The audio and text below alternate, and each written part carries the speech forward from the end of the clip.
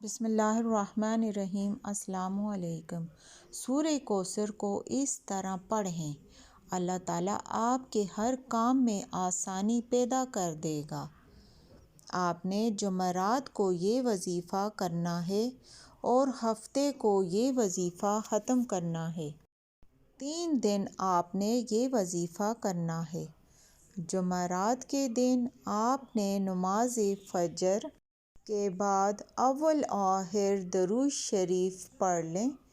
اس کے بعد آپ 133 دفعہ سورہ کوثر کو پڑھ لیں۔ صبح نماز فجر پڑھ کر اس وظیفے کو کریں۔ پھر نماز عصر پڑھ کر اس وظیفے کو کریں۔ پہلے اول و آخر درود شریف پڑھ لیں۔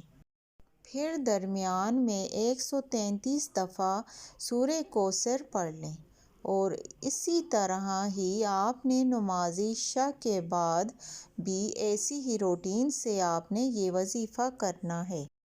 اسی طرح تینوں دن آپ نے یہ وظیفہ کرنا ہے۔